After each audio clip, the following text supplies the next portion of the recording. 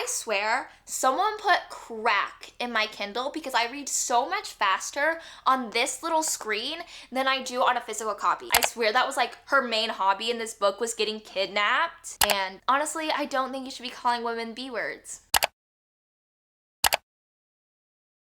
Welcome back to my channel. It is so lovely to see you. So today's video is my January monthly wrap up. In the month of January, I read 10 books, which is just amazing. I am grateful if I have time to read 3 books, let alone 10. Like, I don't know what I was on during the month of January, but I was really hustling, okay? So I started off the month of January strong by reading Behind the Net by Stephanie Archer. I read this on my Kindle. I got a Kindle for Christmas and I have not looked back since. I swear, someone put crack in my Kindle because I read so much faster on this little screen than I do on a physical copy. I don't know the logic behind that, but yeah. Basically, Behind the Net is a hockey romance. He is a professional hockey player. He's in the NHL and she's his assistant. So there's kind of like a workplace romance aspect. Like, he's literally her boss, and then that has like the forbidden love trope as well. Like, you gotta stay professional, you know? It's also forced proximity because they live together. She lives in his apartment. I really liked this book. It was like a 3.5 for me. It was cute. It was spicy. I also really loved the main guy character. I think he's the perfect example of grumpy, but not an asshole. And I feel like when you have a grumpy main male character, that is what you need to aim for. Like, I don't want to fall in love with an asshole. I just want someone that is kind of standoffish to everyone else, but like loves and adores me, okay? This book also had the best little micro trope, which was that they went to the same high school together, but he was popular. She was kind of like a music theater kid, so they ran in different crowds, but they both had crushes on each other, which is just like, so good. So good. Ate it up. 3.5. Definitely recommend if you just want like a fluffy, fun, spicy romance, okay? So the next book I read in January was The Ritual by Chantal Tessier, I want to say. I apologize if I totally butchered that, but I also read this on my Kindle. This is a dark romance, okay? Listen to me. Look at my lips. Look at my lip. It is a dark romance. Do not tread lightly. Look up trigger warnings if you are planning on reading this because there's just a lot in here, okay? This is also a college romance and everyone at this college is just insanely rich. They're all trust fund babies for some reason. The guy is also part of this like secret society and you have to go to this college to become a member, and throughout your 4 years at college you're like put through different trials, and if you fail a trial or you like break a code or rule or something, you just get murked. I actually really liked this book. I rated it a 3.75. There were some things that just rubbed me the wrong way, but I feel like when it comes to dark romances, you kind of have to have like a different outlook when it comes to like morals and values. Like, it's fiction. It's fine. This book also very much gave Wattpad vibes. Like, they just throw all these different tropes at you. The main girl gets like kidnapped 10 times. I swear that was like her main hobby in this book, was getting kidnapped. This is also the first book in an interconnected standalone series. I don't know if I'm planning on continuing it, but we'll see. So the third book I read in January was One Dark Window by Rachel Gillig. I actually read this for my online book club that I host on my Bookstagram. All you have to do to join is subscribe to my Instagram page, which is always linked in the description if you want to go check it out. It's called currently.overbooked. We're going to read The Graham Effect in February, so if you're interested, go join, okay? Because I would love to have you. I love my book club girlies. So back to One Dark Window. It is a dark gothic fantasy. It's about this kingdom that has this like mist that is covering it, and basically the mist is a plague of sorts. If you go into the mist, you will become infected and you'll be gifted these like magical powers. However, magic always comes with a price, so bear that in mind. But it's basically illegal to be infected. You cannot have the disease, and if you are, you'll be banished, you'll be killed, basically punished, okay? The main girl, Elspeth, is infected, so she she's lying to basically everyone that she doesn't have powers and things like that. I really liked this book. The romance subplot was everything to me. It has a fake courtship trope, it's slow burn, it's forced proximity. I also loved the found family. If you are a found family girly like me, you will like this book. I just got attached to the characters so much. This is also just a duology, so if you're looking for a low commitment fantasy read, this is it.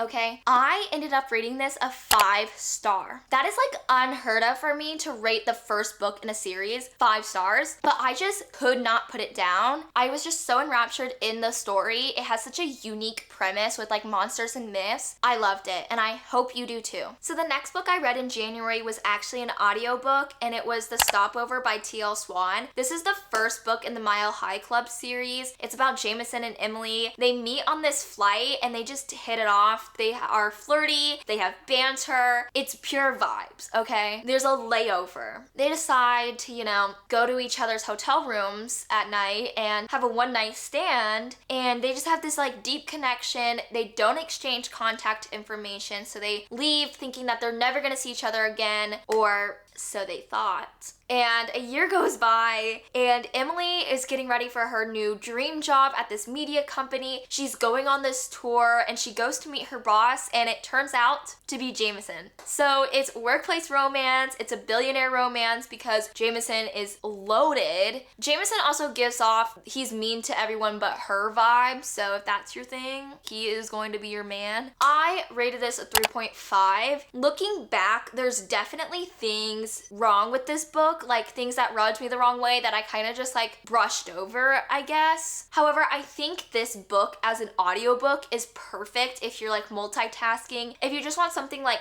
fun and easy to listen to. So for that reason, it is a 3.5 for me, but I acknowledge that Jameson and Emily have their issues, okay? So the next book I read was The Choice. This was actually an assigned reading for my international textiles class. It's about free trade, and it's about this economist that just like comes down from heaven and talks about free trade. It's purely just dialogue. It was just not a good time, okay? It was a 1 out of 5. So the next book I read in January was actually an audiobook, and it was The Takeover by T.L. Swan. This is the second book in the Mile High Club series, and it's about Claire and Tristan. Basically, Tristan wants to buy Claire's company. He knows it's not doing well, and that's just like what he does for his job, okay? He buys and sells companies, and Claire does not want to sell her company. It was left to her by her dead husband, and she just wants to keep the company running in his memory. So this is single parent because Claire has 3 kids. It's also a reverse age gap because she's quite a bit older than him. I want to say like 8 to 10 years. And it's also enemies to lovers. Honestly, their banter was kind of everything. You definitely feel the animosity, but there's also that underlying attraction that you just can't deny. I ended up rating this book a 3 out of 5. I really liked the single parent trope. Her kids were just so funny. They added this like layer of comedic effect. However, this book is just riddled with miscommunication tropes. I feel like there was one every other page. I definitely liked Tristan a lot more than Jameson just because he knows what he wants and he like went out and got it. But the miscommunication was just the downfall, okay? He also calls her the B word a lot. I don't think it was like in a derogatory sense. He's just like, oh, you're being sassy, but he calls her the B word. And honestly, I don't think you should be calling women B words. So the 7th book I read in January was Two Twisted Crowns by Rachel Gillig. This is a continuation of One Dark Window, and it's the second and final book of the Shepherd King duology. It takes place right where One Dark Window left off, so make sure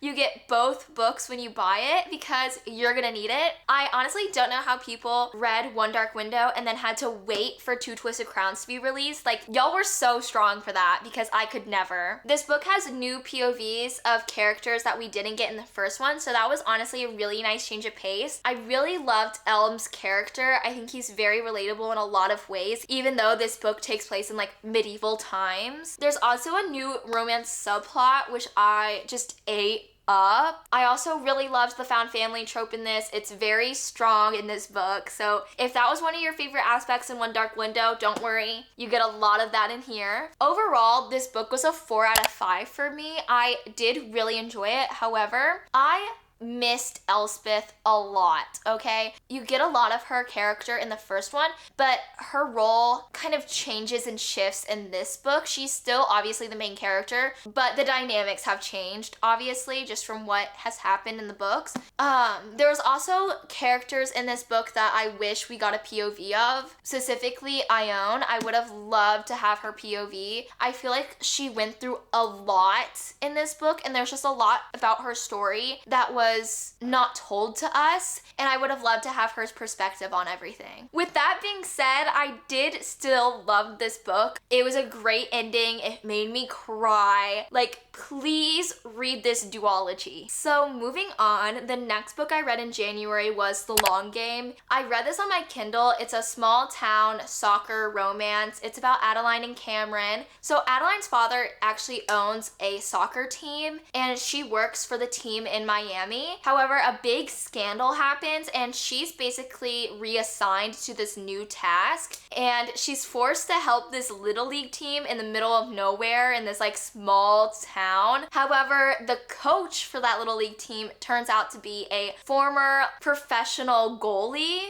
and let's just say he does not want her there, okay? So it's very much giving enemies to lovers. It's small town, it's forced proximity because they're neighbors, and then it's also slow burn. So I ended up rating this book a 2.75. I didn't love it, but I didn't hate it. Like, honestly, this book does not stand out to me at all. If I had to describe this book with one word, it would be mid. I just feel like nothing happened. It was just like 300, 400 pages of nothing. Like, go girl, give us nothing. The third act breakup was also very much horrendous. Normally, I can get over a bad third act breakup if there's other substance in the book, but because this book just like didn't give me anything at all, the third act breakup was where I drew the line, okay? I couldn't stand it anymore, okay? I know it sounds like I hated this book, but I didn't hate it. It just didn't stand out to me.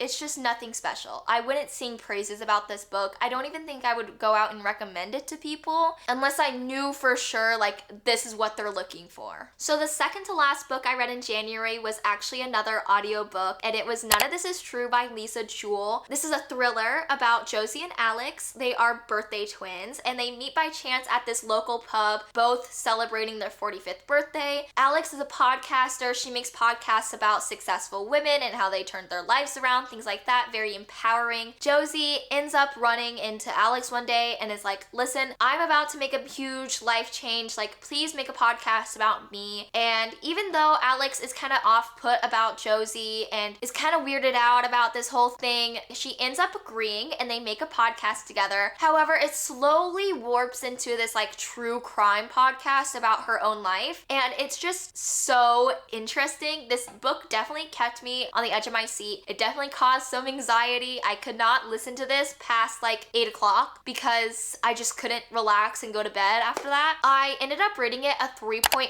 I enjoyed it, but the plot twist was a little bit predictable. However, I highly recommend listening to this as an audiobook because it just felt so real. Listening to the audiobook just like totally immersed me into the story. It felt like I was listening to a real podcast. Highly recommend. So the 10th and final book I read in January was Nanny for the Neighbors by Lily Gold. This is a why choose romance, meaning the main girl character dates everyone. Like, why would she choose when she can just date everyone? This was my first ever why choose romance, so I definitely had my doubts, but I just loved it. I ate it up. I think Lily Gold does an amazing job at incorporating this trope, but in a fun rom-com way. This book is about these 3 guys, and they all live together, they're roommates, and one day a baby is dropped off at their house or at their apartment, and they don't know how to take care of a baby. They're like, this is our baby, but like, like, which one is the father, you know? And just chaos ensues. But luckily, the pretty downstairs neighbor, Beth, used to be a nanny. So of course they go down and they knock on Miss Beth's door and are like, hey, girlie, you need a job because we need a nanny. And then they all date each other and it's everything. It's so cute. It's so fun. If you like the show Baby Daddy that used to be on ABC Family, you will like this book because it was just so good. It was so funny. It was so cute. Highly recommend. I ended up reading this book a 4 out of 5 and I will be reading more of Lily Gold's books in the future. So those were all 10 of the books I read in January. If you enjoyed, please give it a big thumbs up. Comment down below how many books you read in January, what your favorite book was. I would love to know. Make sure to subscribe for more book videos from me. I have a lot of fun videos planned in February, so make sure to subscribe so you don't miss out. I also have a Bookstagram, currently .overbooked. I post daily. I post fun book reels, reviews, what I'm currently reading, book updates, things like that. It's always linked in my description, so go follow me on there if you want to see what I'm up to. And I think that is it. I will see you guys next time. Goodbye.